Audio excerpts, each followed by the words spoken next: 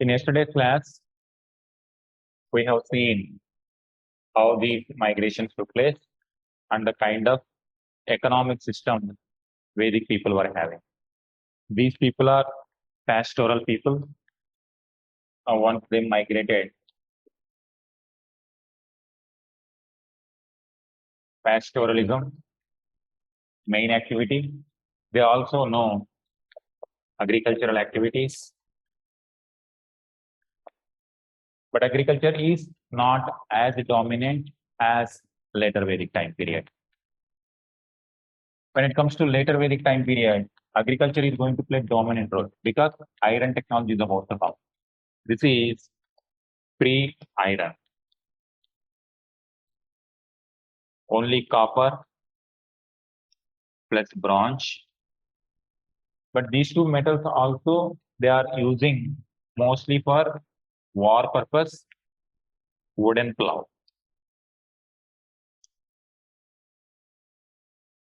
But pastoralism is a dominant activity.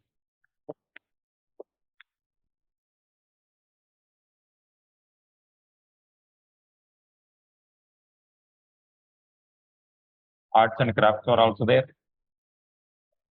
Trading activities also rudimentary trading activities. Sanju, is it clear up to here? Tarun?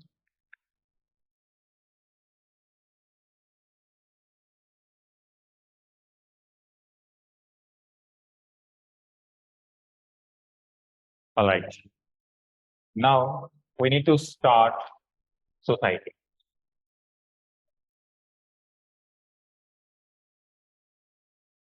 When it comes to society, these people were tried in nature because maximum based on the Rigvedic references, it is said that around 21 soldiers, maximum around 21 soldiers in a tribal unit.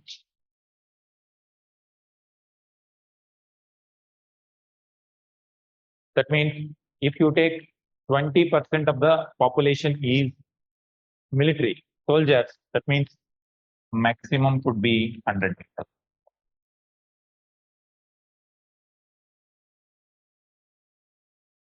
Maximum could be 100 people. Now you imagine that 100 people here, 100 people here, 100 people here. Likewise, different zones, small tribal pockets were there. Now, whatever society we are studying, it's about what is the interaction among them and interaction with other tribal people. Here, there are different type of, you can see here, Drupyu, Turvasa, Kedu, Bharata, Kuru. You can see different type of tribe. And these are different names of different people. Initially, they have given more importance to people.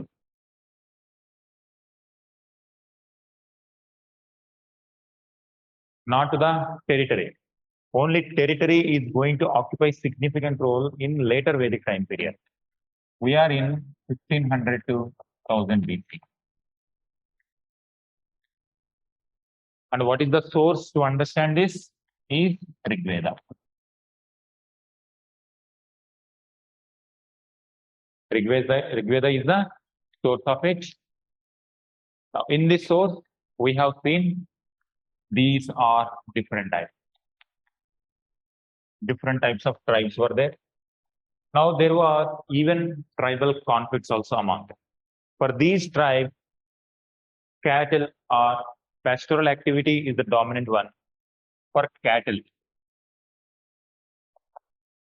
cattle is the wealth. To protect the cattle, they used to fight. Here, two types of tribal conflicts.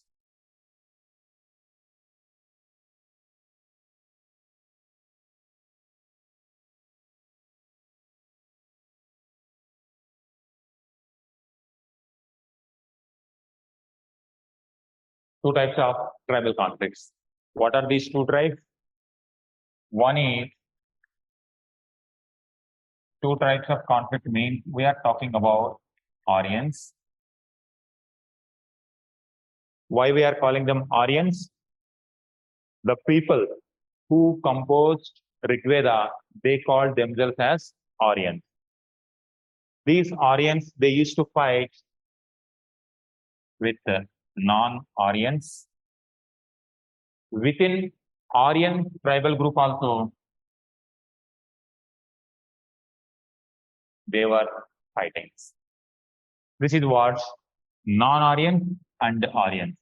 Aryans versus non-Aryans.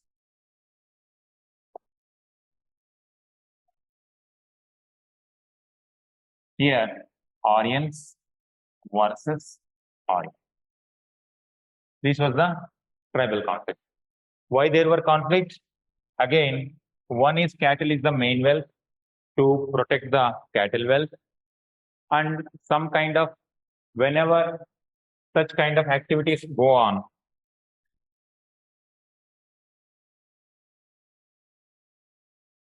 pastoral activities, their main wealth is, please.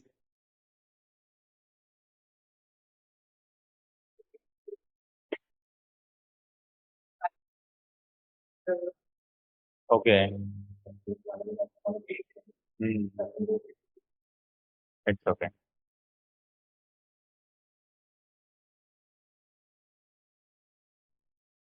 To protect their cattle and their people. Whenever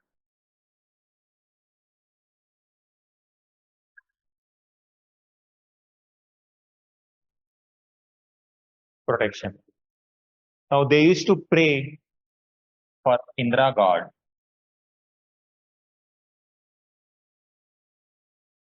to give the strength in the war and to gain victory in the wars. So these are two types of conflicts, non-Aryans and Aryan. You write up to here. Sanju, Tarun.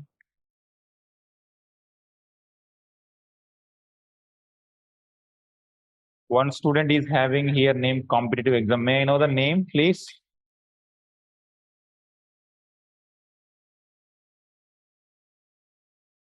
Dev. All right, Dev. So make this diagram to write this.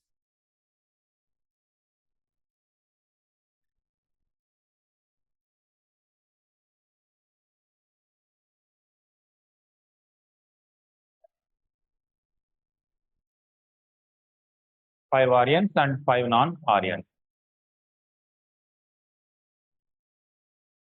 Yes, I will give you that. So first you note down this, then we will see that part also.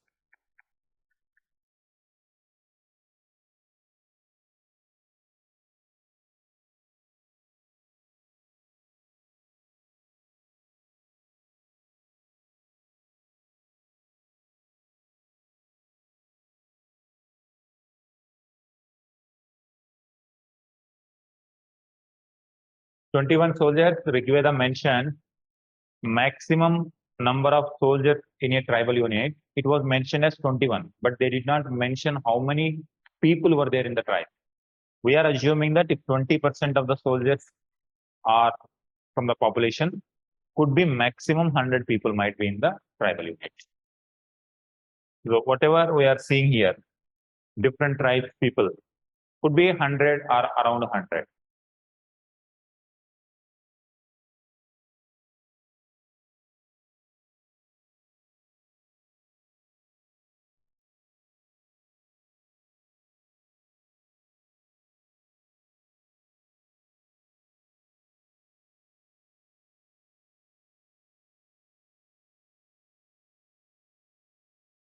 Up to here done.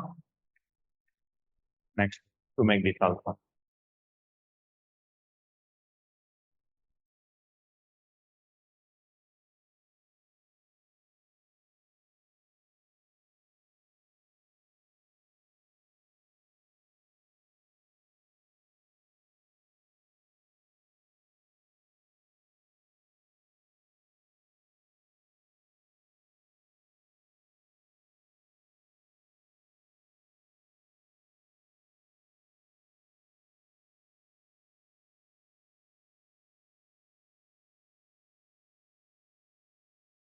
Okay, fine.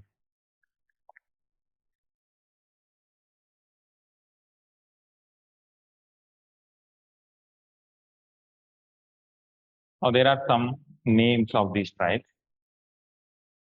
Just make a note of them.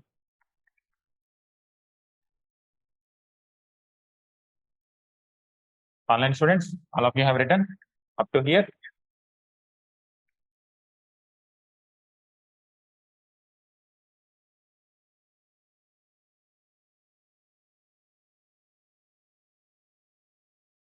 Around 30 tribes. Around 30 tribes and clans are mentioned.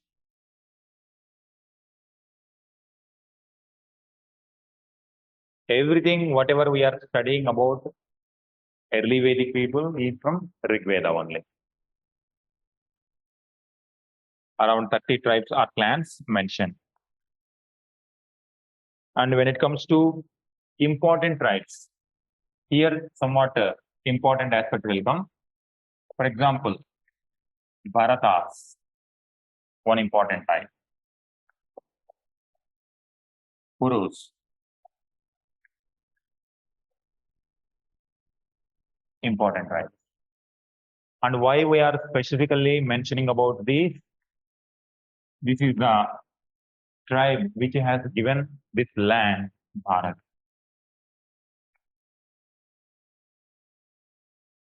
Now you see the biggest contribution of early Vedic people is the name of the land Bharat comes from early Vedic tribe.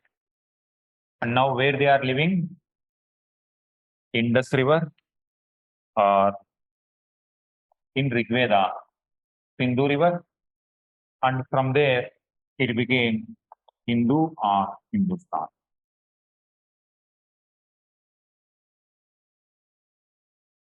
This is another contribution of Indus. Now, when it comes to these in Iran and Arabian Peninsula, this name is popular. Now, in Greeks or English, Indus, from there, India emerged. Now, you see the names of India itself, India, Hindustan, Bharat. All these goes to Indus region and the tribes in the early Vedic time period. Now, even if we see today's constitution, in preamble, what is the beginning line? We the people of India, that is Bharat.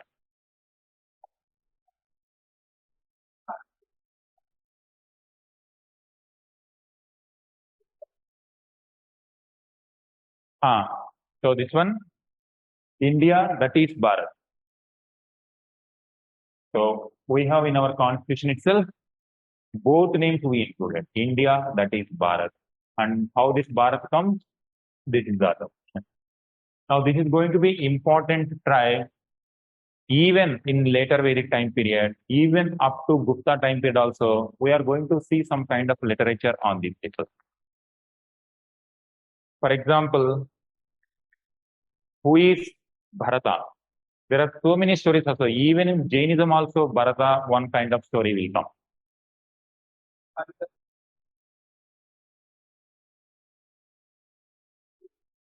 Yes, even in Kalidasa, Abhignana Shakuntalam, he also talks about this area. So you have to see this, the impact of Vedic, early Vedic or Rig Veda, even immediately in later Vedic time period, then after post-Mauryan time period and in Gupta time period. This period is going to be recalled by Indians often, continuously. Kalidasa Abhignana Shakuntalam is also the main theme of that story, talks about Bharata. In that way, it is very, very essential. This is the contribution of Vedic people. Kurus, then Kedu. Kurus are associated with the Mahabharata story later, in later Vedic time period. Kurus, so later when it comes to Mahabharata, that is going to take place in this location when they migrate here. And this is the location of Kurukshetra. But before Kurukshetra happened, this happened in later Vedic time period. That means after 1000. But before that, they were one of the small tribal group in Indus region. When these many people are there, these are important tribes. Edu tribe is one later associated with Krishna. So likewise, we are going to see some of the important tribes like this.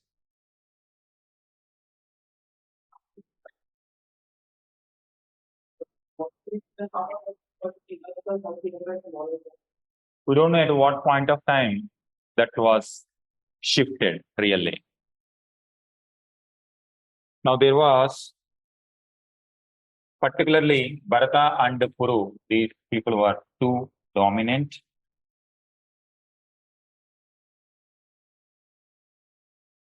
One of the famous Bharata king name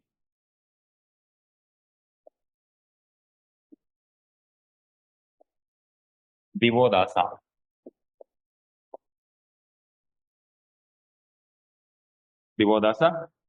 These are Aryan tribes.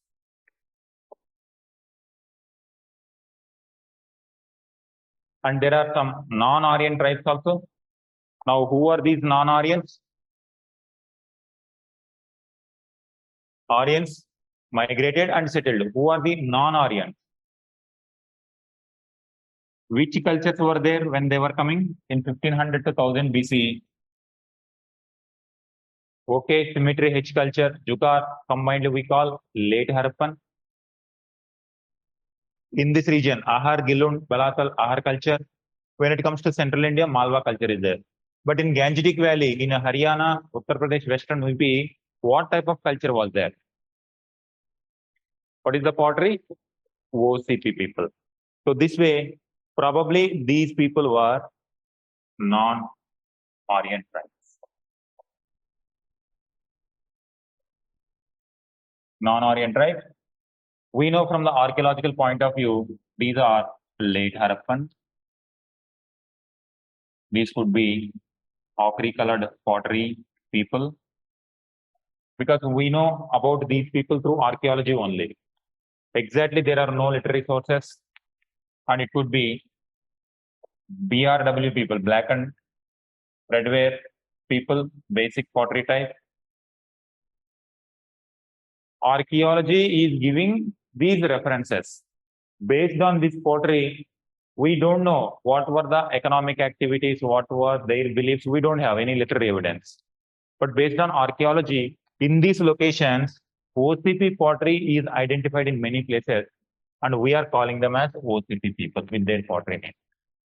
And when it comes to late Harappan, they are having some kind of affinity with the Harappan pottery, Harappan type of town planning, but they are in a degenerated form.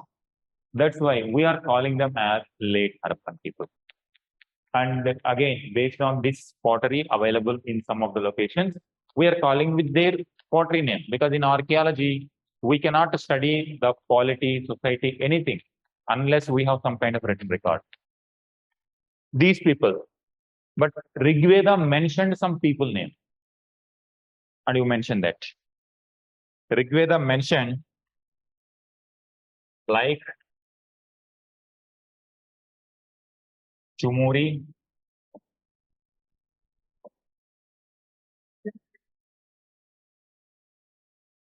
Rigveda mentioned about some non-Aryan people also, non-Aryan tribes, according to Rigveda.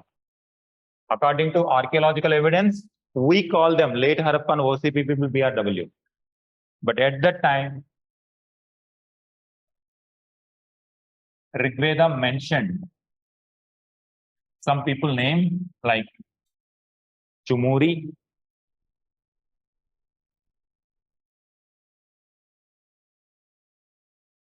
Dhuni, Pipru,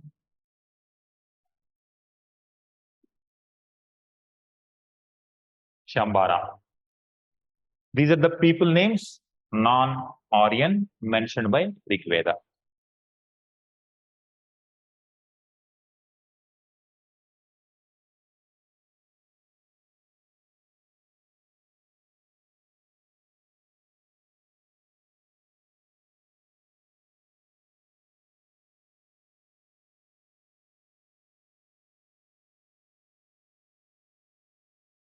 Now we will get two people name also.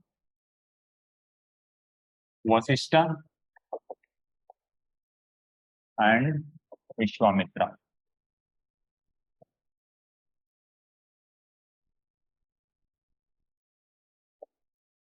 On one occasion, Bharata tribe led by Sudas.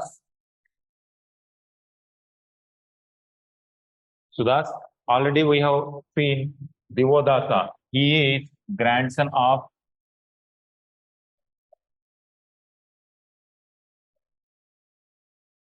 Divodas.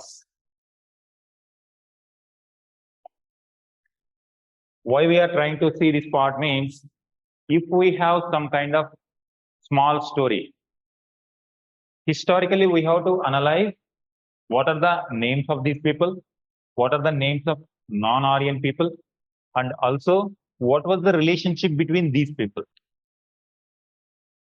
Yesterday we have seen their main economic activity is pastoral activity, cattle wealth, to protect their cattle wealth.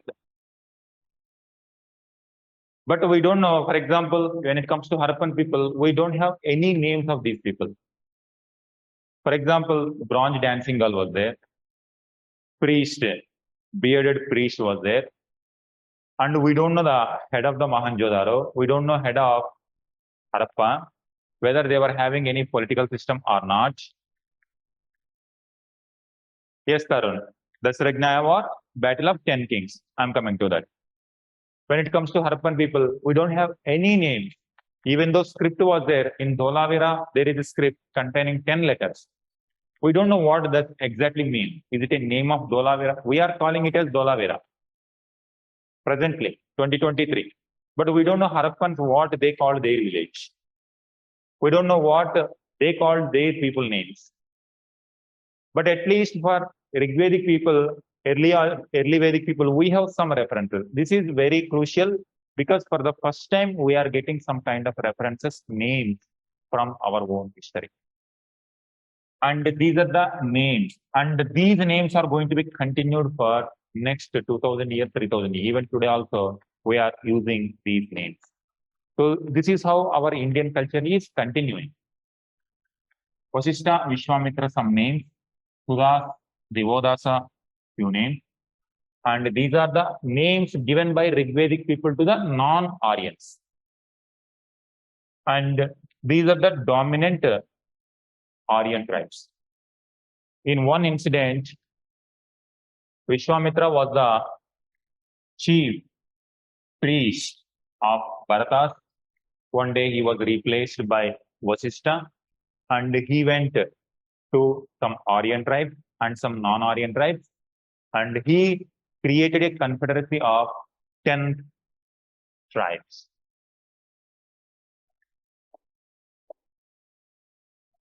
Confederacy of 10 tribes. Now this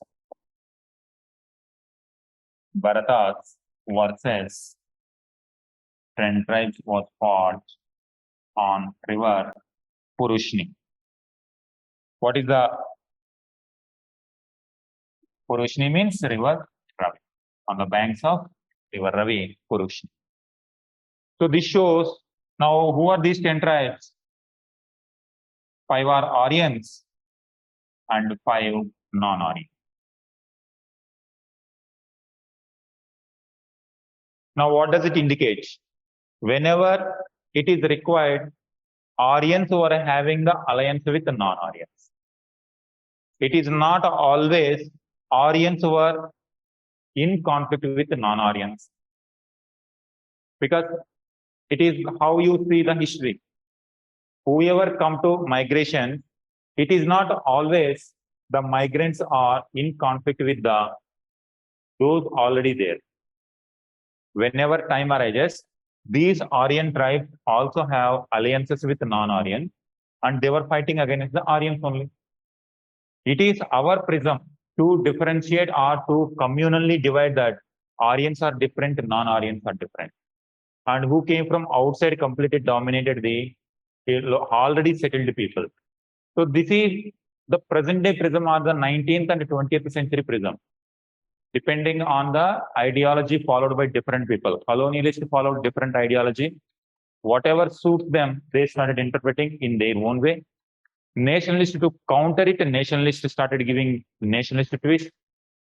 So different way. And when it comes to Aryans versus Dravidians, this also is completely going against the existing reality. Aryans completely were not against Dravidians also. Exactly. This is the prism what we see today. Presently, if you propagate this theory, if it suits you, you will try to propagate it. But here in Rigvedic time period, we are seeing that suppose if you consider these non-Aryan tribes are Dravidians.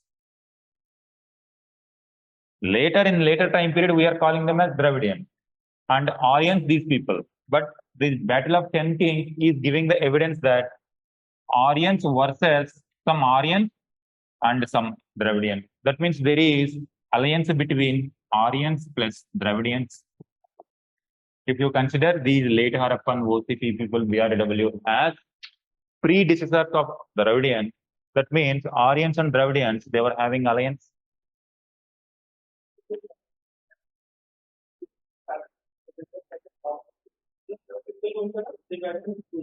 Exactly. So in this divide and rule policy, whatever it suited them, so that their rule will continue for a long time. They encouraged such kind of theories, or they themselves propagating in a different way. That is why history is always the way you interpret. And if you want to unify the people, you will interpret history in a unifying way. If you want to divide people, you will interpret in a dividing way. So this battle of 10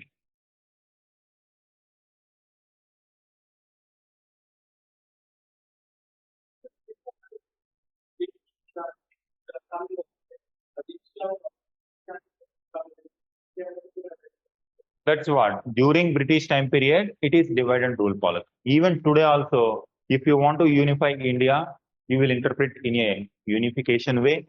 You will highlight only positives. And if you want to divide the people, you will always find some limitations. You will always find some kind of schism between people. You will highlight them. And there are exactly the opposite way also. There are so many incidents where people fought together, they lived together peacefully also. This is how, as an administrator, what you are going to say. Further, as a history student, we have to see in that angle. We need not to worry about these people names, if whether you remember some of them or not. It's not a matter. In examination, just you can give this example wherever it is required during Vedic time period, because sometimes sometimes when Aryans versus non-Aryans are portrayed as enemies to each other, you can give this incident. Then if they are always enemies to each other, how can some non-Aryan tribes join with Aryan tribes? How Aryan tribes join with non-Aryan tribes? So they accepted and they formed alliance and they are fighting against Aryans only. It is not like Aryans versus non-Aryans. It is the interest. These 10 tribes interest suited, they are common. And when it comes to, they felt Bharata dominated and they wanted to fight against them. So this is how always you have to see the interpretation in a administrative angle, unified manner. Yes.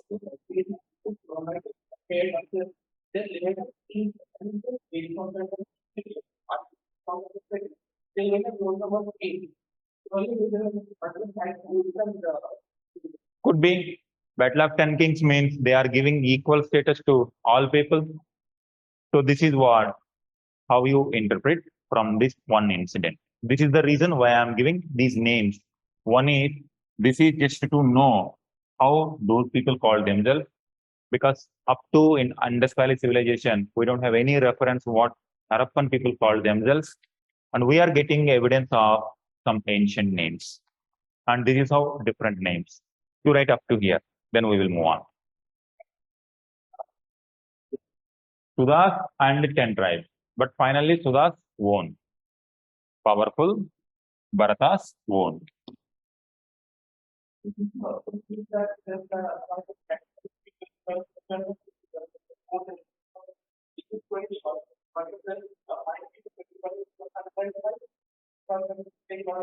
That exactly we don't know the number of soldiers and how Bharatas they brought soldiers. We don't have reference. We have reference like this only.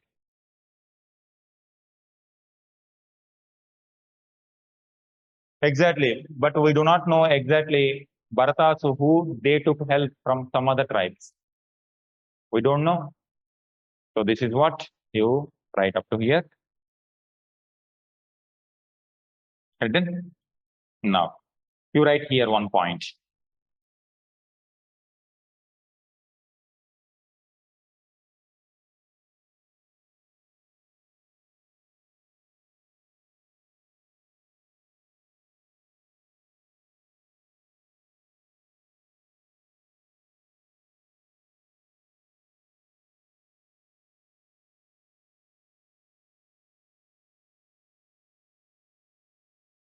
The confederacy of 10 kings, to write 1 point, this point you can use in the exam.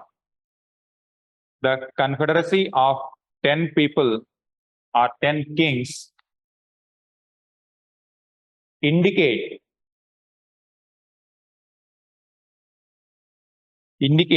that political alliances were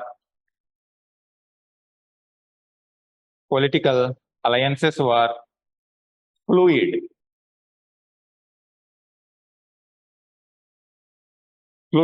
and shifting. Fluid and shifting during early Vedic time period.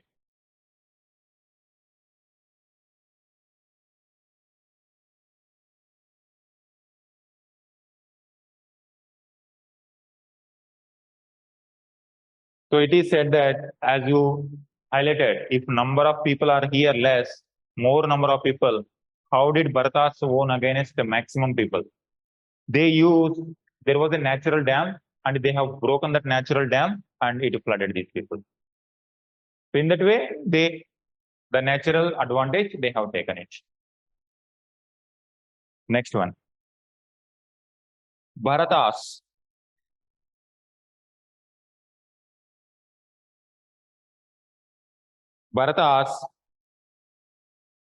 marched towards Yamuna. Now we are seeing how they are coming from Indus to Gangetic Valley slowly. Bharatas marched towards Yamuna river. There they defeated a local ruler. There they defeated a local ruler named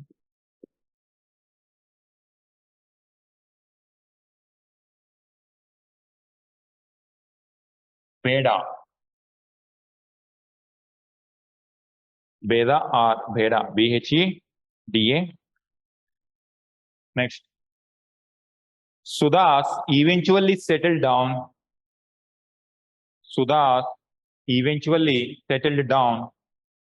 along the Saraswati,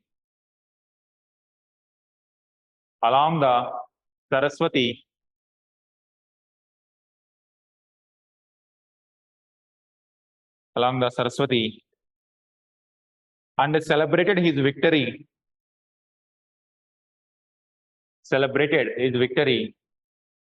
by performing Ashwamedha sacrifice.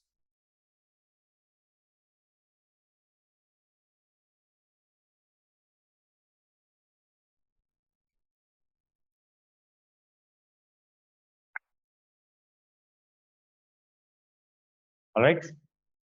Now, here different names of different people.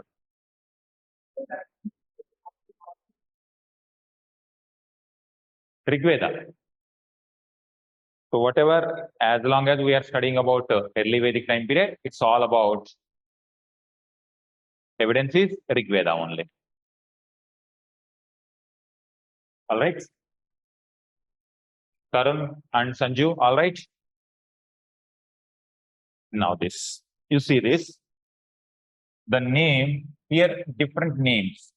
One name is Aryan. One name Dasa. One name Dashus. One name Panis. Particularly, this was asked in prelims also. And this is the most controversial part. And this is where, when there was schism between Aryans versus non-Aryan, because why this Aryan versus non-Aryan schism emerged during 19th century means colonial, they were treating all Indians as inferior race. They were based on skin, the racial segregation they were following. Due to new evidences that Aryans, also Europeans belong to Aryan, and Indians also belong to the Aryan race. Because in 19th century, the term Aryan was considered as a racial term. Even Hitler also used Aryan as a racial term, and he committed atrocities that have ever seen by the humanity. But this term is not a racial one.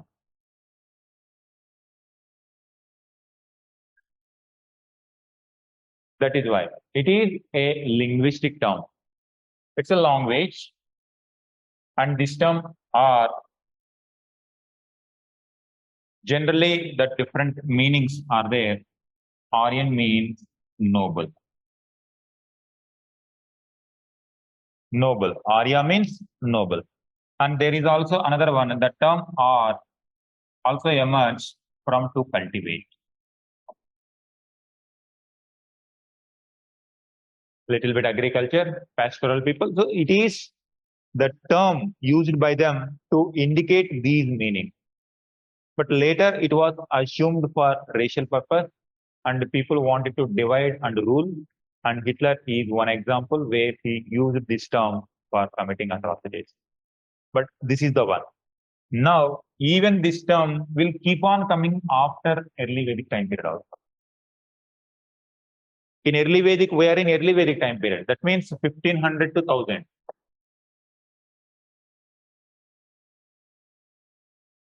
Like, we don't know what Harappans called themselves. But these people, Rigvedic people, they clearly mentioned, they call their people name as Aryan.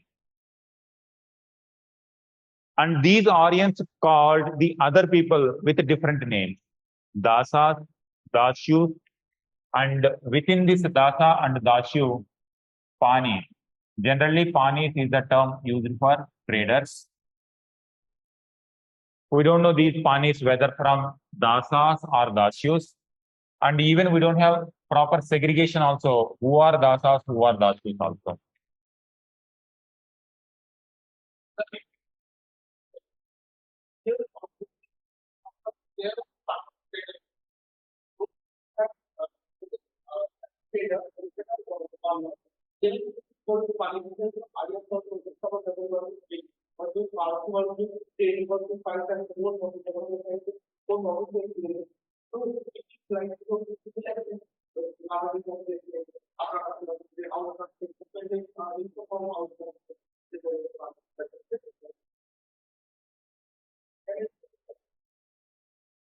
Here, the interpretation for them is these people gradually, the later significance came who follow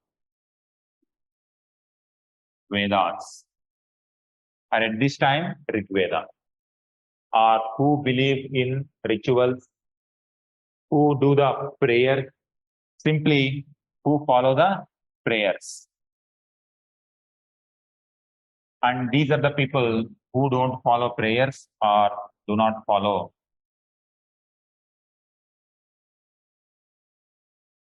Rig Veda in true spirit. No prayers, And these people have defined certain standards, set of rules, as mentioned in Rig Veda. Those people who are following their dharma, Arya, and who are not following that dharma, they consider different names, dasas and dasyus. And when it comes to dasas and dasyus also, different interpretations are there.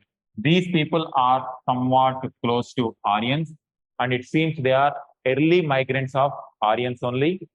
And when it comes to dasyus, they were late Harappans or those who were already settled in the Indian subcontinent.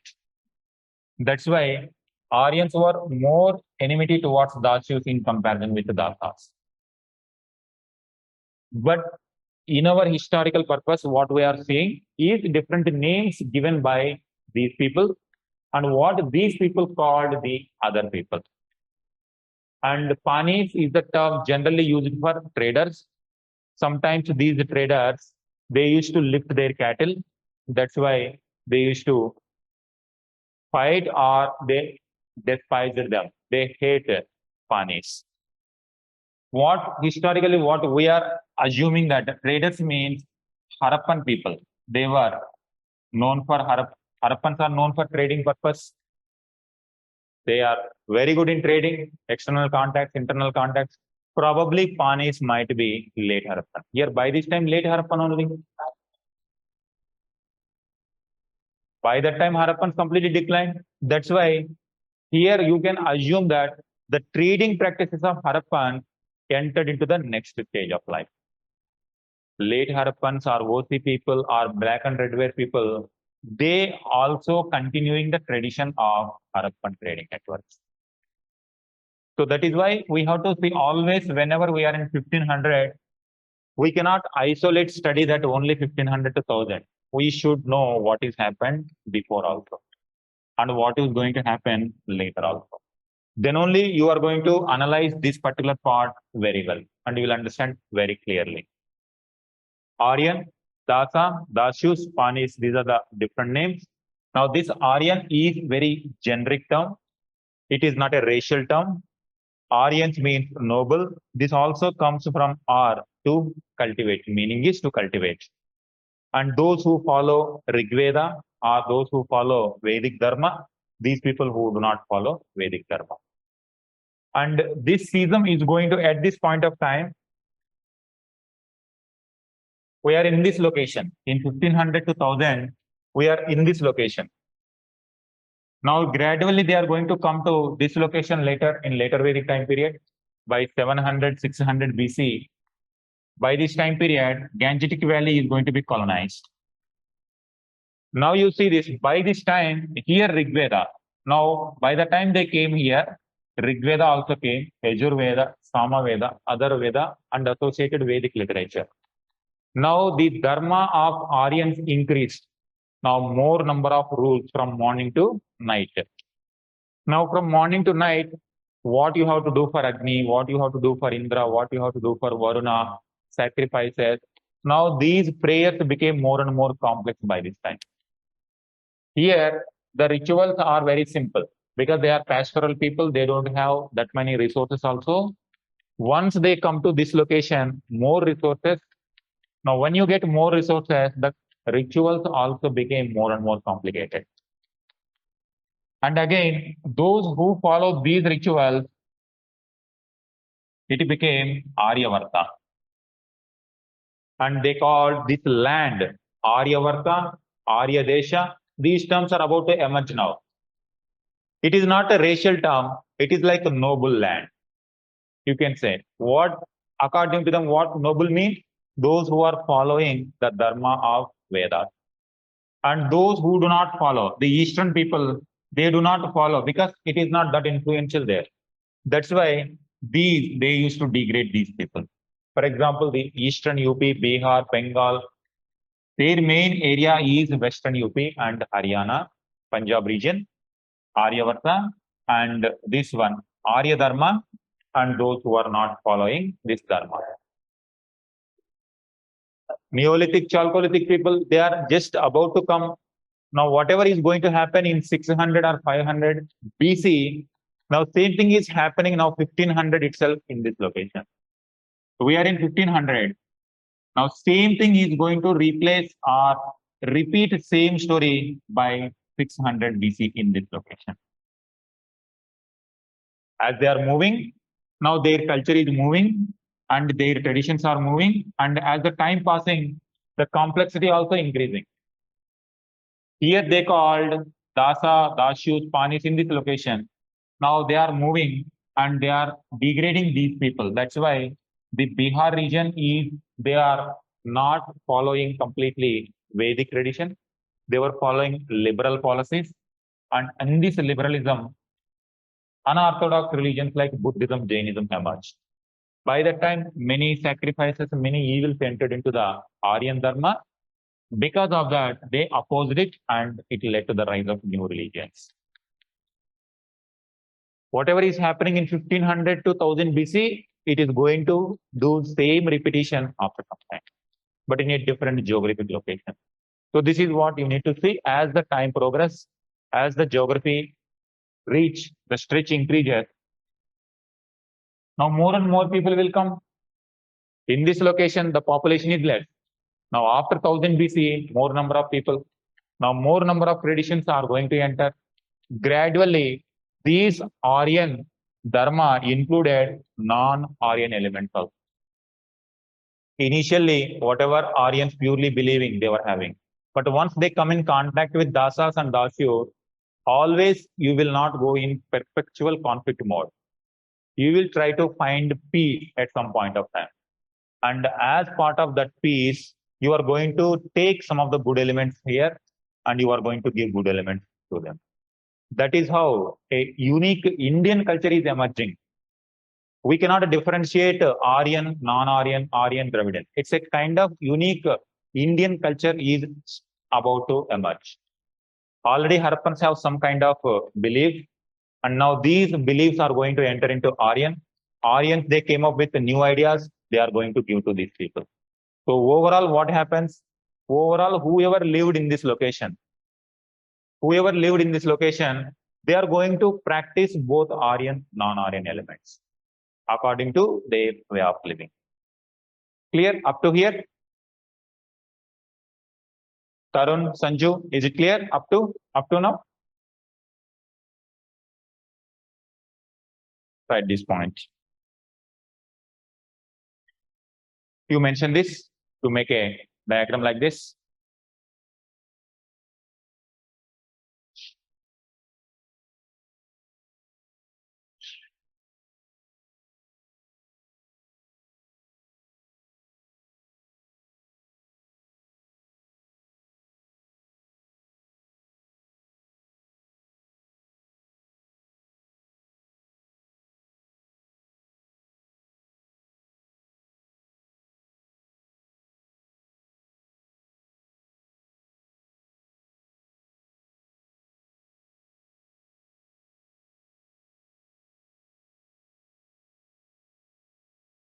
Written?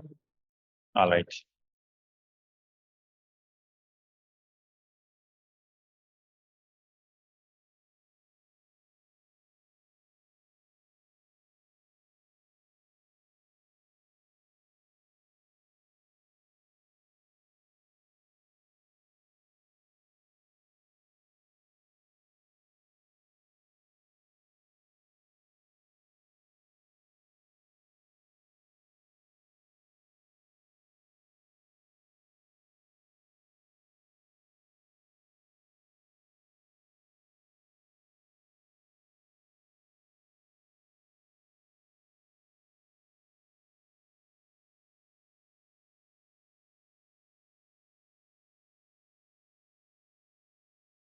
Let's say overflowing.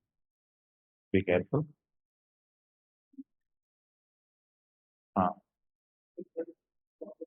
He will come. He will change. Now you write that just one explanation. This how it influenced in later time period also. The term Arya, just you give. It is not a racial term.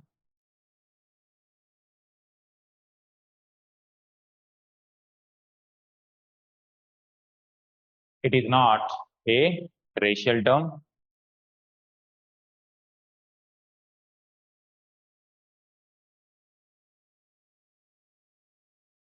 It is a very generic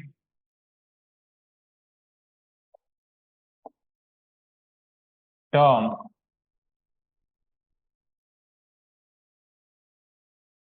which gives the meaning noble. Even Buddhism is against Vedic tradition. Even Buddha also used the term Arya. Even Buddha also used the term Arya in the context of Arya Marga.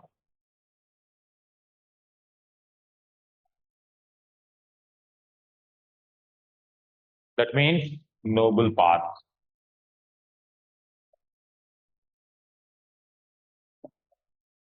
Buddha has given 8 principles, Ashtanga Marga, noble path. He gave 4 truths, noble truths.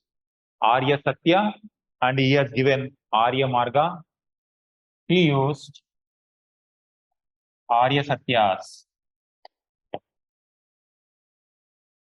The 4 principles, like sorrow is essential, the causes for suffering is desire.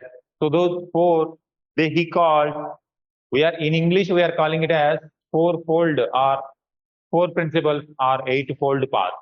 But in 6th century BC, what Buddha used the term is Arya Satya, and he gave the solution Arya Marga, noble path and Arya Satya. So what is this context? Noble. It is not any racial term. And even in 8th century, Aryans Singh, this term is in use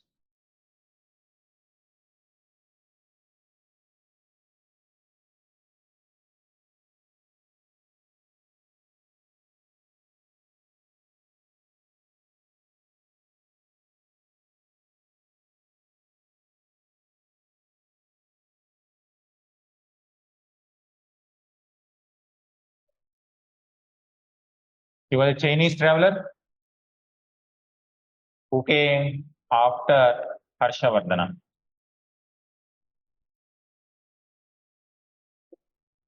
You write one statement here.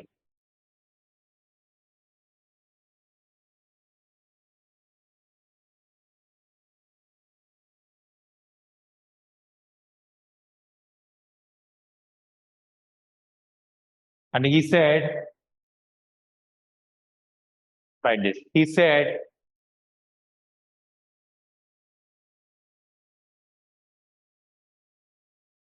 the people of Central Asia, he came from China through Central Asian route, and he is saying that Central Asian people used to call these people Indians, according to Aryans Singh, Central Asia. At least Harappa, we don't know what Harappan called themselves, but we know what other people called. What is the name of the Harappans in Mesopotamia? Meluha. That Meluha is the name given by outsiders to these people who are living. Similarly, when Aryans Singh came, Central Asian people used to call these people with Hindustan. So Hindus, you write this. The people of Central Asia called India Hindu. Called India Hindu. Now he is saying his opinion. Generally, these Central Asian people are calling these names with Hindu, but he is believing the real term is not Hindu, but Arya Desha. Central Asia, people of Central Asia called India Hindu. But I think said that is not at all a common name.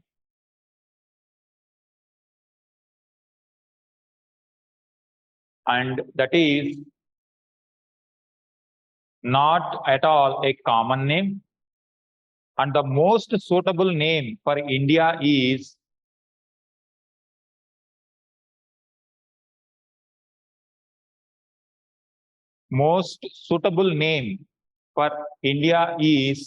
the noble land. Noble land, in bracket, Arya Desha.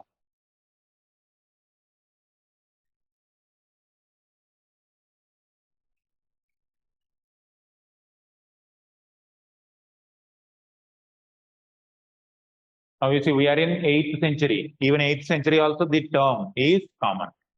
But in 19th century and 20th century, the term Arya became a racial term. It created troubles for the humanity. So on this particular term, clarity given, Arya means not a racial one, it's just a linguistic term.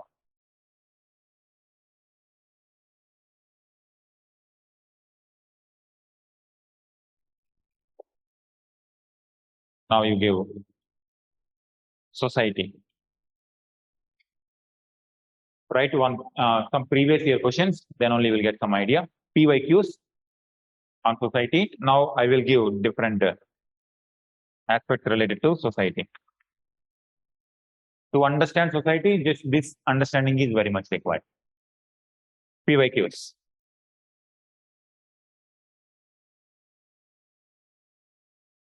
Describe the social life of the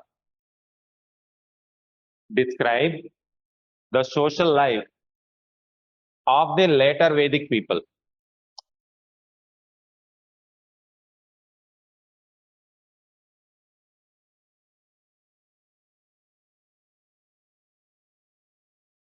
Describe the social life of the later Vedic people, full stop.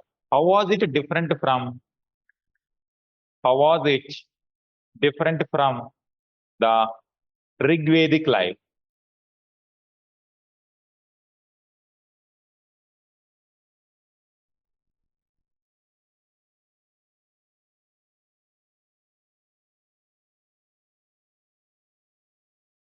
How was it different from Rig Vedic life?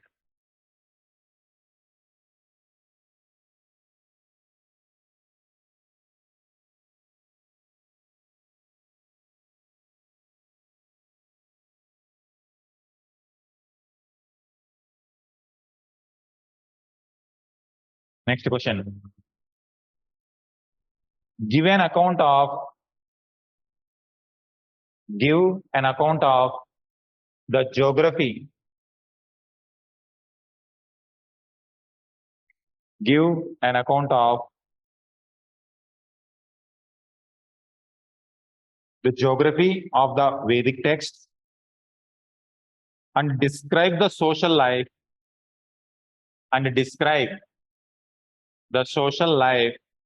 during the Vedic times.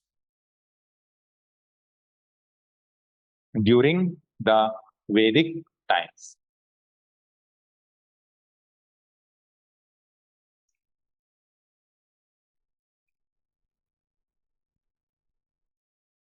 Now in society, you keep giving subheadings and we are going to write different points. People. Give the subheading, people.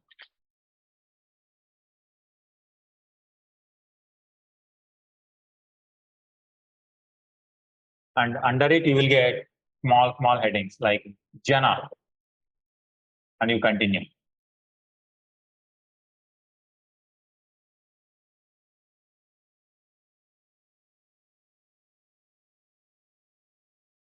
The people were loyal to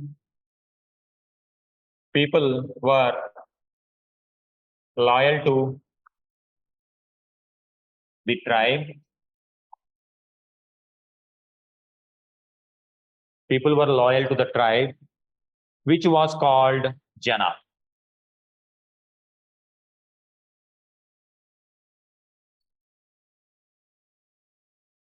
Which was called Jana. Next, population. Population.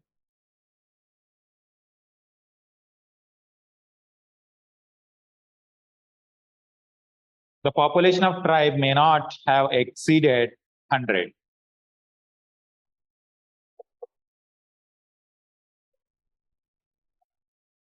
Not more than 100.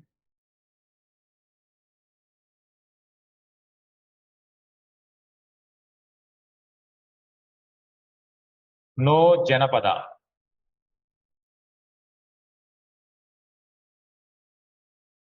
The term Jana occurs. The term Jana occurs 275 places in Rig Veda. Jana, 275 places. The term Janapada is not used even once. Janapada not used even once. This shows people were attached to people, not to the land. This shows people were attached to the people or tribe, but not to the land. That attachment to land comes later. For example, today also, we are more attached to the land. Bharat Mata. The territory occupied so much significance in everyone, not only India. Every country, they are attached to their motherland or fatherland. They used to call different names. When it comes to Bharat Mata, motherland. Some people call their land fatherland. When it comes to Russia or Germany, they call that fatherland. So they are so much attached. Even people can be killed in the name of that land, but land has to be protected. So that kind of significance come later. But when it comes to early Vedic period, tribe is more important than the territory. No Janapada. Next, Vis. Vis. Another term for tribe was Vis. Another term for tribe was Vish, which mentioned around 170 times in the text, Rigvedic text. And in the later Vedic time period, this Vish becomes Vaishya later. But in early Vedic time period, Vish means general term for another, like Jana, Vish. Gramas. Next term, Gramas. Probably Vish was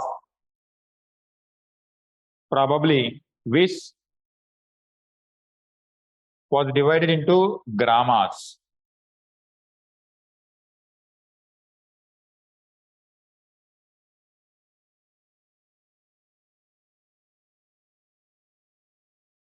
Tribes divided into Gramas.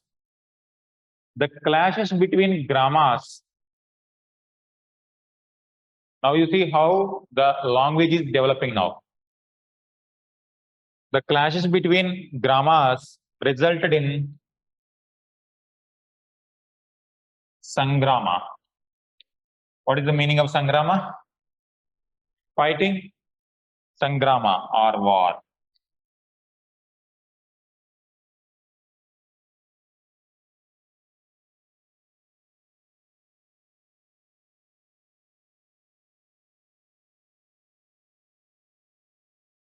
Inlet. Okay, this is how.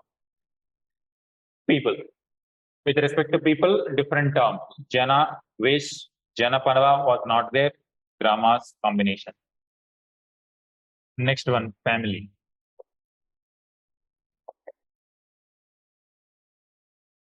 Family.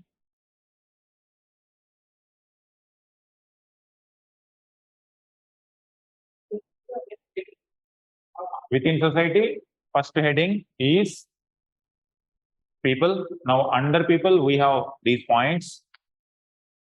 And now next to family. Under this, we have family comprised Today, family means mother, father, children. But at that time, family was so big. Family comprised not only mother, father, children.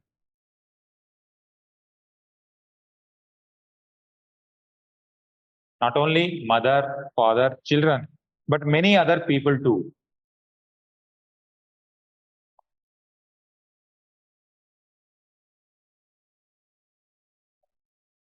Mother, father, children, plus many other.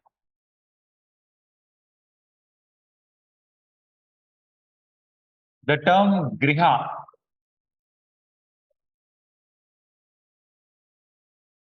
was the term used for family.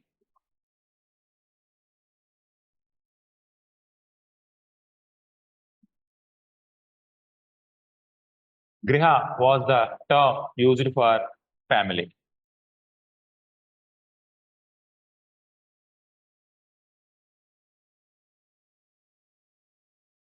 Next, patriarchal.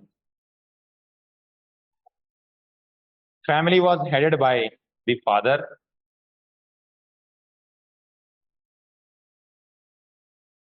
Family was headed by the father.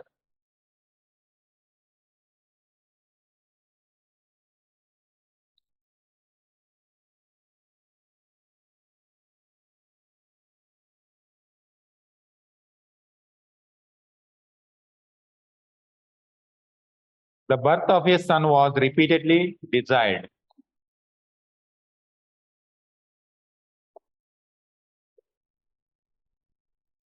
The birth of a son was repeatedly desired.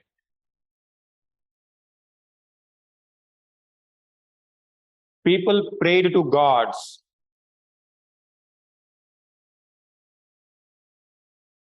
People prayed to gods for brave sons to fight the wars.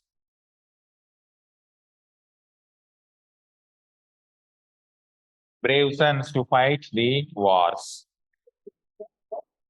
Brave sons. Brave sons to fight the war. So continuous battles, they need brave sons.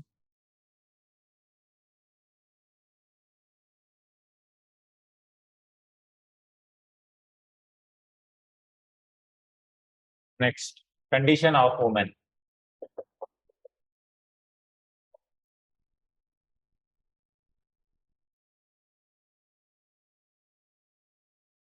Population we have seen, family, now women. Rigveda generally desired for children.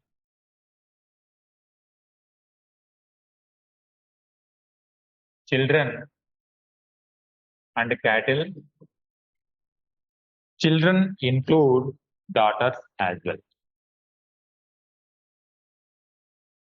So whoever God is given, they take it as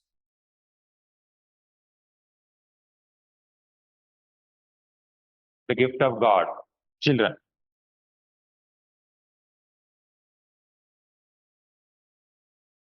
Next, assemblies.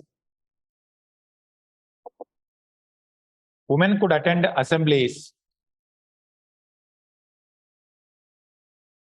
Women could attend assemblies in political life,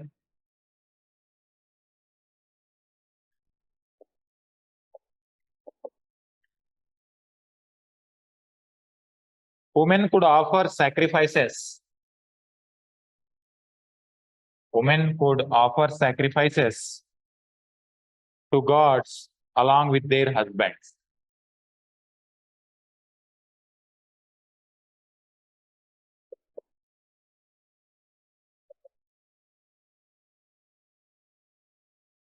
Women also composed hymns of Rigveda.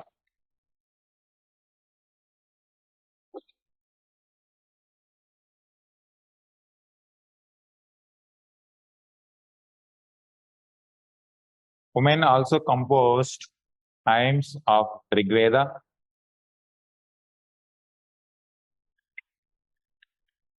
This shows education was given to women as well. And this is the reason why Dayanand Saraswati said, go back to Vedas to understand how India treated women.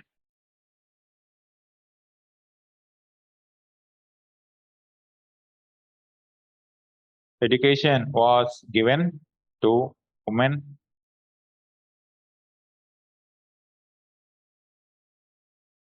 Next, marriage institution. This structure is almost universal in entire history. Whenever society comes, whether suppose if it is Mauryan society, Gupta society, many questions are there with respect to like this. Explain about the society during Gupta time period. Your ready-made structure is going to be like this only. Population, if you have some reference, women condition, marriage, and education system. So as we progress, now I will give you that structure also. Marriage. The institution of marriage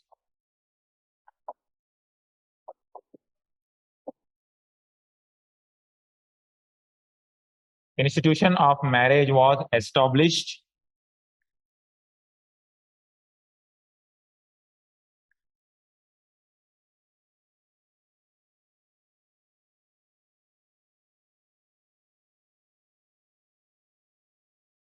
cases of polyandry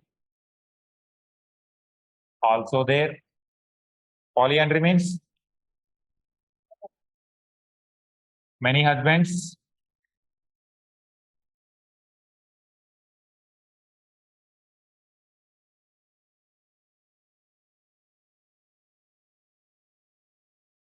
Widow remarriage.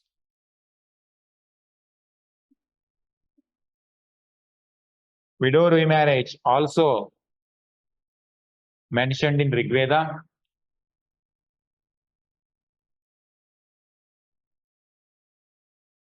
No child marriage. No child marriage. Marriageable age seems 16 or 17. Marriageable age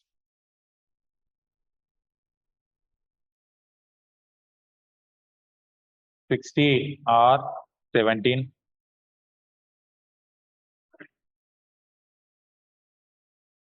Next, Varna system.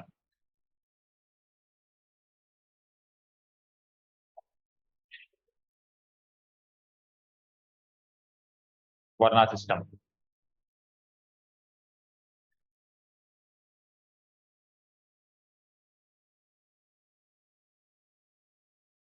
Yes, Karun. Draupadi. So the example of Draupadi comes later Vedic time period. So that shows in the early Vedic time period itself, these institutions were there. They continued for the later Vedic time period as well. Varna system. Color.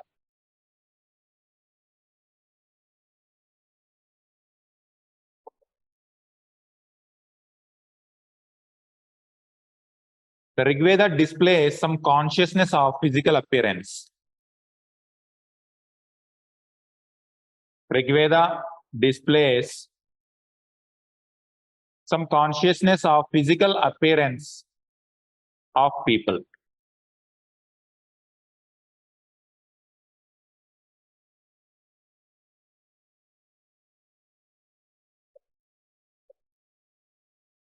Varna was the term used for color.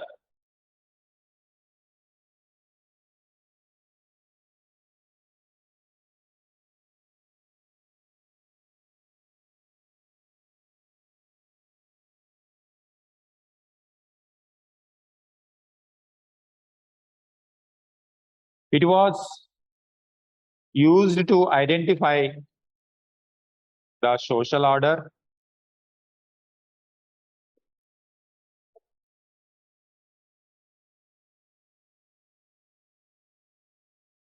but its importance was exaggerated by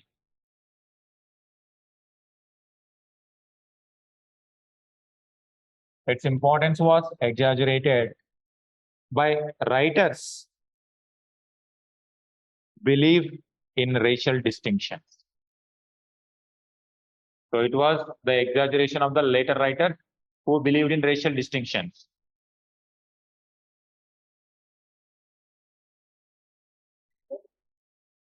Distinction or racial discrimination.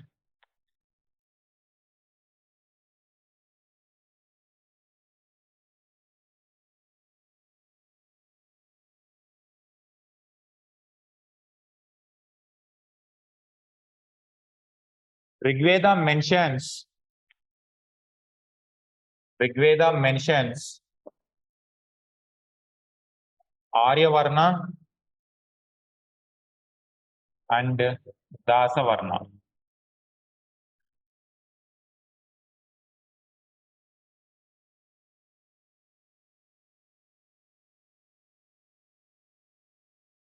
Dasavarna.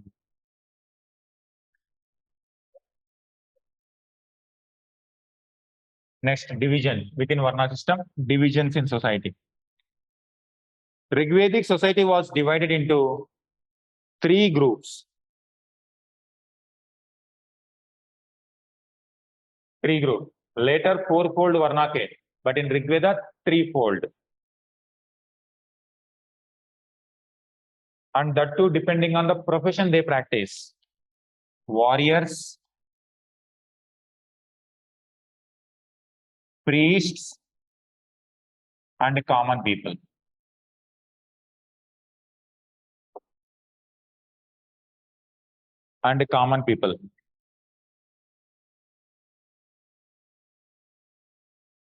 The term Shudra, here in early Vedic time period, there was no term in the early phase. The term Shudra mentioned for first time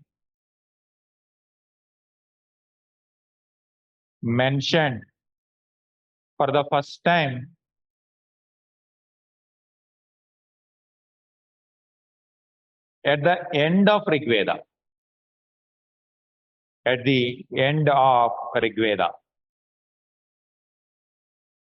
This shows Shudra term was not there in the early Rigvedic time period.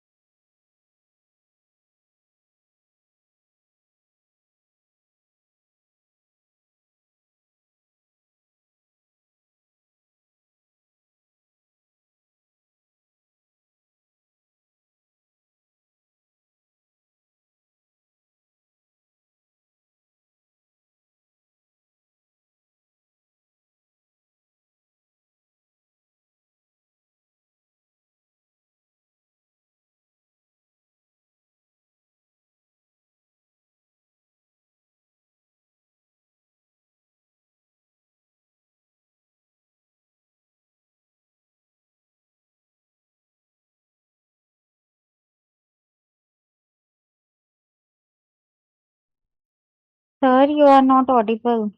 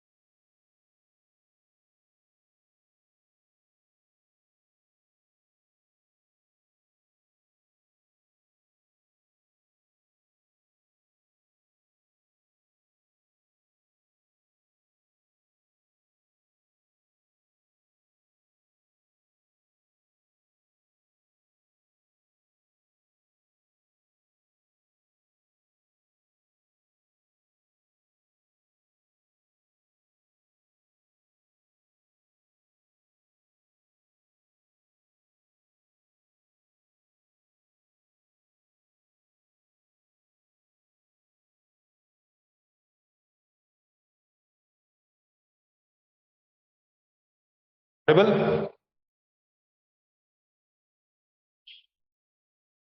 Tarun Sanju, audible? Fine.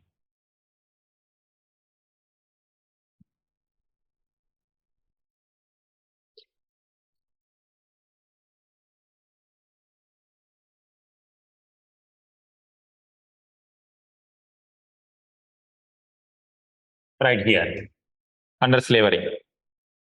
We repeatedly hear of slaves. We repeatedly hear of slaves who were given as gifts, to the priests,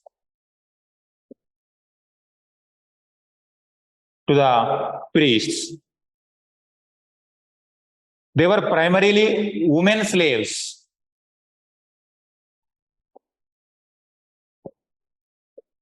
Women slaves employed for domestic purposes. Employed for domestic purposes.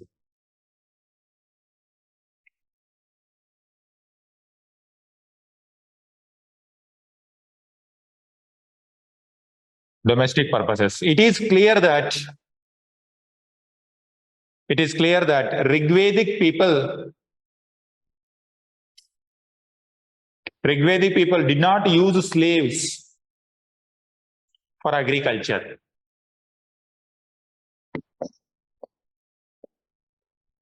No agriculture. And this is what difference you are going to see when Kalinga War took place. Ashoka captured so many slaves, war prisoners. It's a kind of slavery, and they were brought and they were given lands for the cultivation. At that time, these slaves were utilized for agriculture purpose by this time period. But in the beginning stage, even Aryans themselves were not involved in the agriculture. In agriculture, slaves were not utilized. And in fact, during later Vedic time period also, agriculture is a very noble profession. Even kings also are ready to plow. That is where Ramayana, Janaka, that story is also associated. It shows Aladara, Balarama associated with. So this shows even the kings are also ready to plow. Unless it is a very noble profession, they will not take that profession. But later, it gradually became the act of Shudras and slaves.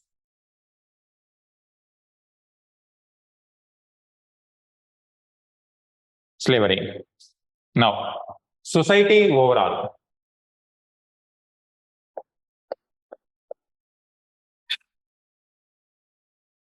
How we describe this?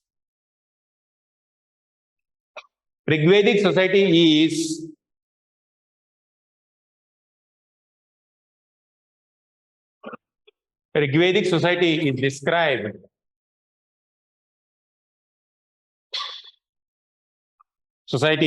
described overall egalitarian.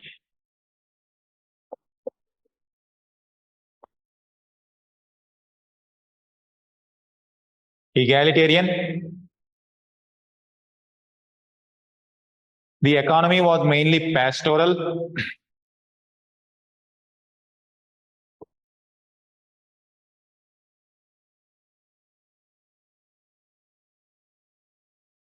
Economy was pastoral and not food producing society.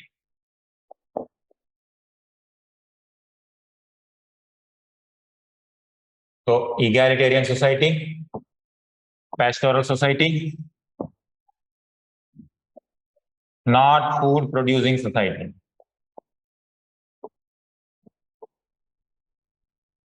Not food producing society.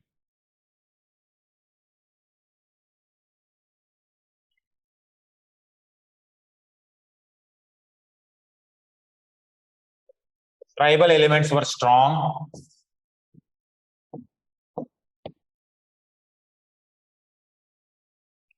Tribal elements were strong.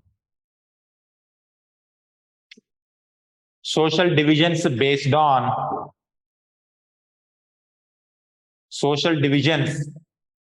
on landed property did not exist. Landed property did not exist.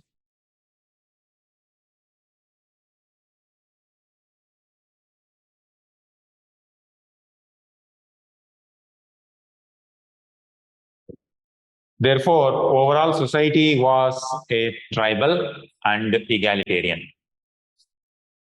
Overall, the society was tribal and egalitarian.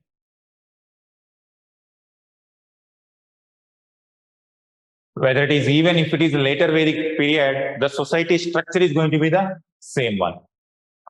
Now, politico-administration.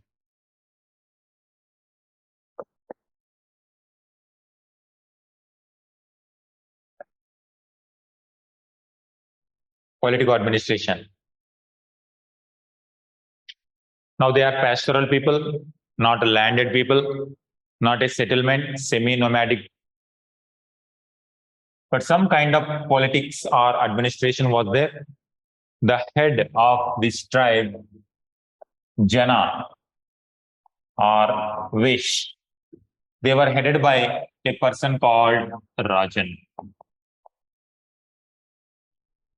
And Rajan, what is his main objective or main functioning or duty? The wealth of these people is cattle. To protect the cattle and people protection.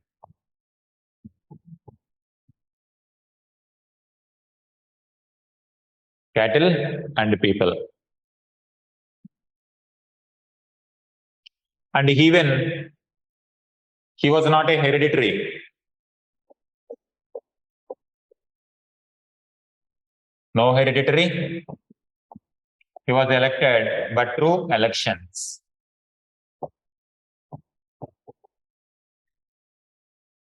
When Britishers were saying that Asia was always under despotic rule, nationalist historians used to show this as the evidence. In the early Vedic time period, elections, that means democracy.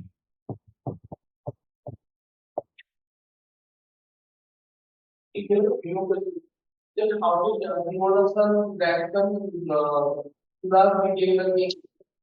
the later, so it's a continuous later in the early stages. In early Vedic, on the battle of in the river Purushni, and gradually they moved towards Yamuna. Yes, that is. The thing is that if there were different elections of area, then how did the plan in the tribe other how did the Ojibura plan to the begin if it was There are multiple tribes, and all tribes may not be like that. Some tribes are powerful, and when you are a powerful, that's how gradually Kurukshetra happened. How?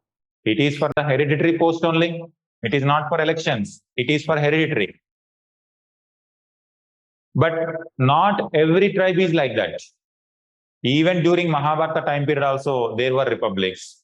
There were democratic elements. But overall, we have to see one or two dominant tribes, they were following this hereditary. But you have to consider, for example, even Mahajanapada time period, 16 Mahajanapadas were there. At the same time, republics were also there. Buddha, he belongs to Shakya Republic. Vardhamana Mahavira belongs to Lischavi Republic. But that age we consider the age of monarchy, not age of republics. Because most of the kingdoms were following this type of political.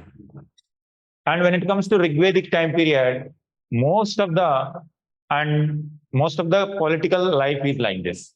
And in fact, Bharata tribe, your example also might be in the initial stages like this. And gradually, when more battles were going on, and from the same family, if they are gaining the authority, then they might be people started taking leadership from the same family. But in the initial stage, this was the condition. But through election, this happens everywhere. For example, when it comes to India's independence, we never felt like from the same family, prime minister should come. But through elections, people were electing the leader from the same family. That is how, in the name of democracy, we are again accepting one family rule. So that could have happened then also. Initially, the tradition is democracy. The purpose is to protect the cattle. Whoever is eligible or whoever powerful, they were given.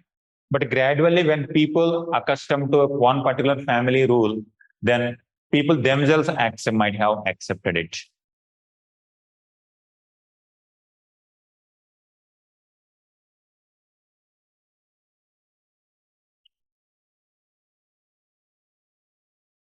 Election of the king.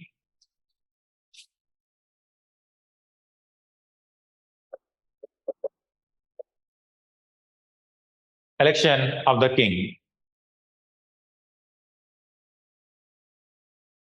Tribal assembly called Samiti.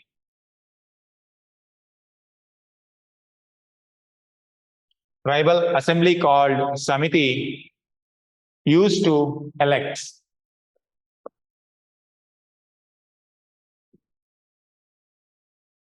Rajan. You can give always the term Rajan, because if you use the term king, we generally misinterpret the term king. So Rajan.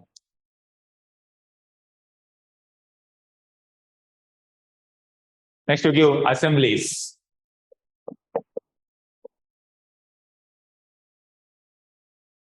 Assemblies. Popular assemblies like Sabha, Samiti, Vidata, Sabha, Samiti, Vidata, Gana were mentioned in Rigveda.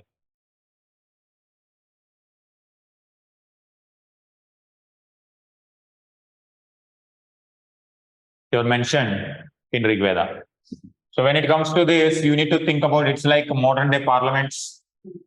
Parliament, what parliament does? They debate on issues, they take the decisions, they create a particular law. Around this time period also, their function was to deliberate on various issues, on various social issues, military issues, religious issues. Function was to deliberate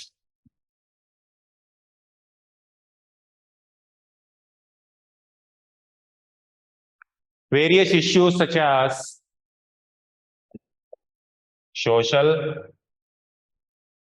religious, military,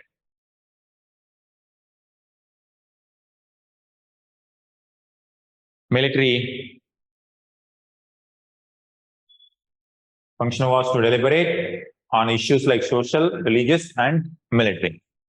Even women also attended these assemblies.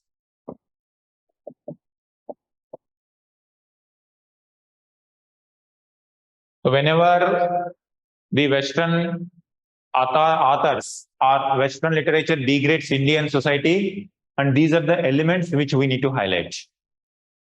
Even during independence time period, 1947, we have given universal adult suffrage, including women writing vote. Even in 1947, many countries did not give women full rights. In Rigveda time period itself, even women also allowed. So these are the positive aspects. But gradually some elements evils came. That is what in 19th century socio-religious reform movements tried to address. Sabha Samiti. Next, administrators. This is the political level. Political administrator. Now, administrators.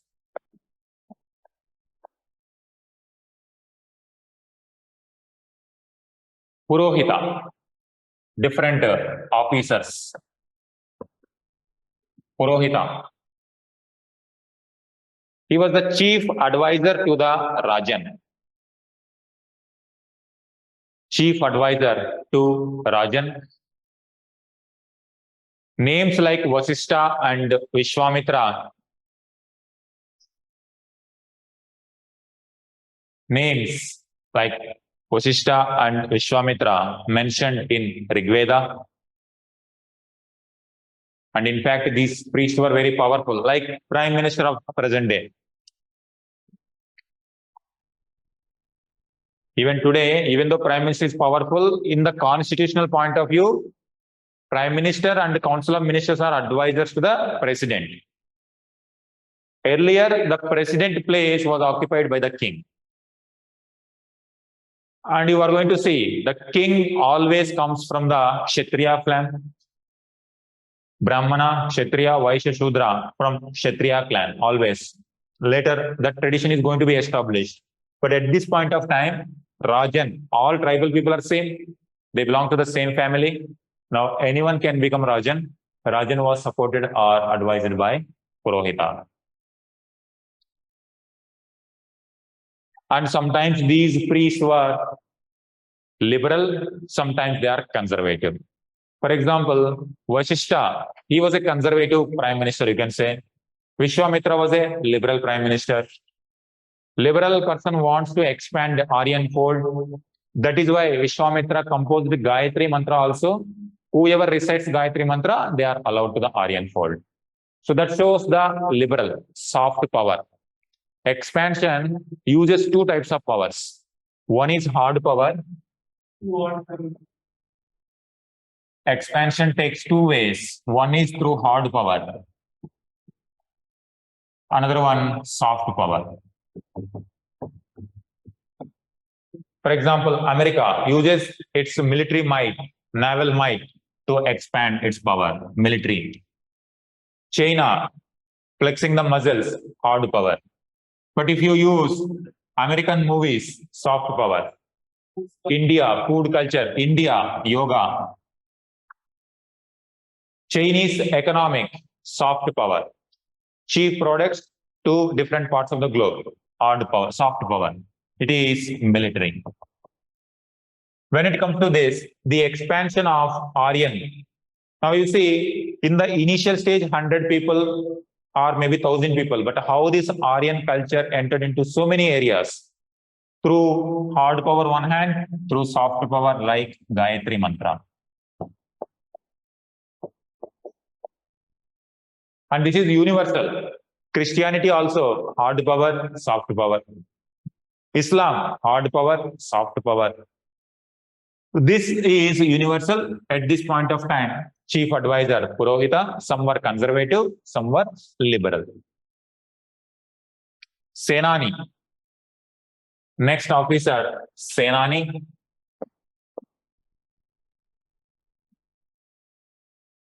Senani.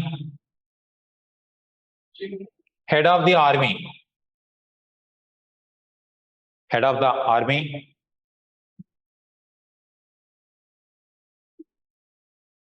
Taxation. Taxation. In early Vedic time period, no compulsory. A tax called Bali was offered by the people, was offered by the people. It's a voluntary.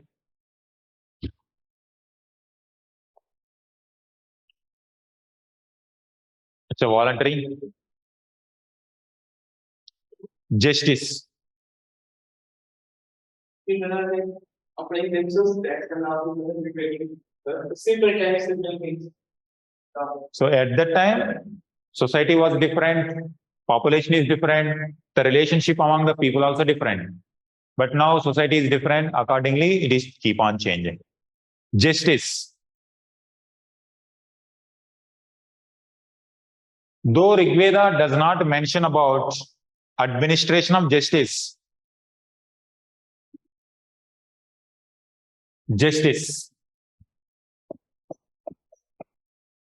though Rig Veda does not mention administration of justice,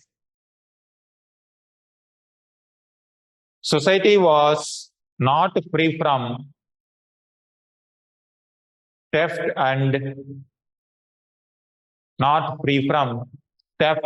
and other crimes.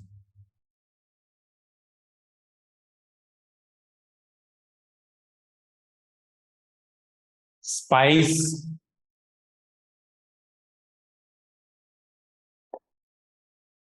now are you saying the modern political system is establishing now? When it comes to Harappa, we don't have these institutions. Archaeology cannot give all these elements. Only literature will give all these details. That is why when it comes to Harappa, we don't know what type of administration they followed. But from early Vedic time period onwards, we have some references. It is in the beginning stage of Indian political system. And these are the deliberations when Indian constitution was framed. After independence, Indians formed Constituent Assembly. In 1946 onwards, Constituent Assembly, debates were going on. In those debates, they used to debate about all these things. Whether we should go for Prime Minister, whether we go for President form of governance, whether we go for parliamentary form of government. And they were debating on all our ancient traditions also.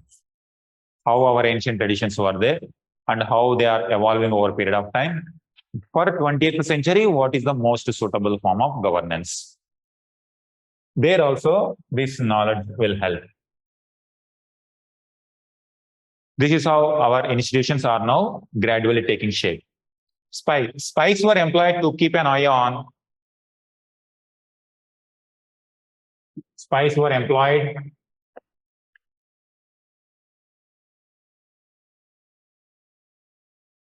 to keep an eye on antisocial activities,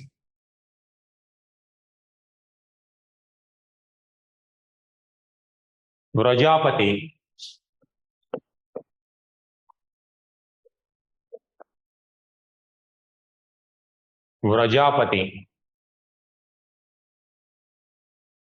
pasture lands were under Vrajapati.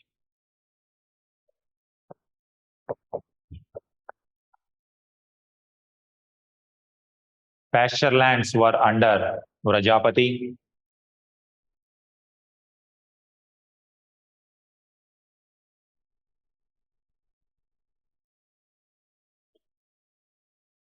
Head of the family is called Kulapas.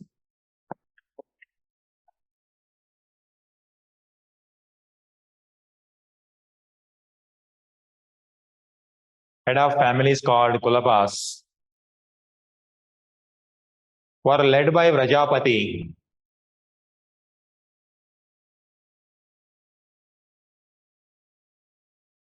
In case of battles,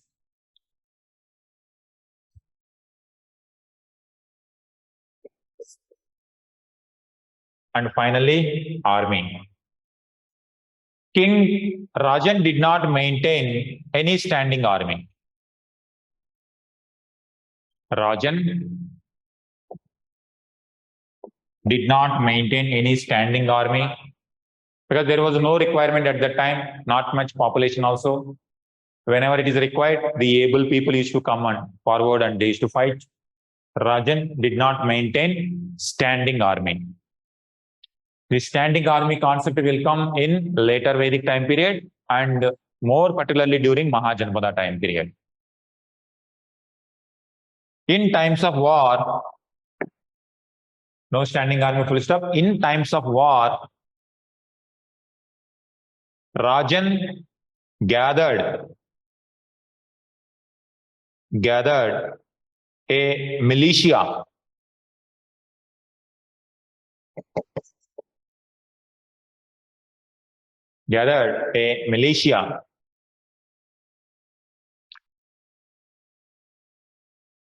in times of war. He gathered militia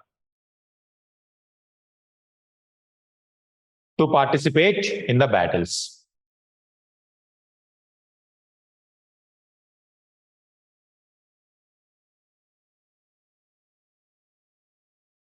Overall conclusion. Overall, there was no territorial administration.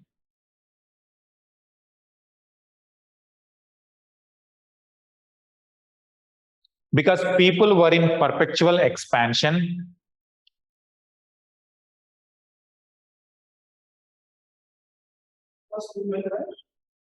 People were in perpetual expansion and migrated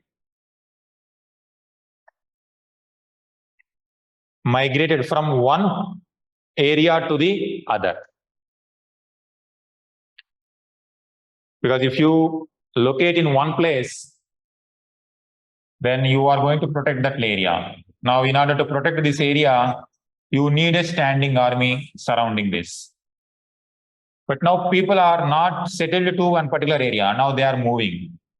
Now they are keep on moving, and now this standing army cannot move. That's why they did not maintain standing army. They were keep on moving. Whenever it is required for wars and battles, able people come and fight. Now keep on moving. Now whenever required, come and fight. That's why if they want keep on moving, no standing army concept. And people, the administration is not about the territory. The administration is about the people. And these people called Jana or Vish. Praja and Pashu are the two elements which Praja and Pashu is the main focus of the entire administration, not the territory. So territory is going to occupy important role in later Vedic time period. Mahabharata war is about land only. That shows, that example shows how land is going to become important in later Vedic time period. All right, up to here clear? Sanju and Tarun, clear up to here? Tomorrow we will see the religion, and now religion and transformation. Actually, when it comes to examination, they used to ask the comparison with religious life between early Vedic and later Vedic. And now we have to compare this also. Society, early Vedic, later Vedic. Polity, early Vedic, later Vedic. This comparison is very, very crucial. This is how the institutions in India are being laid out. Clear?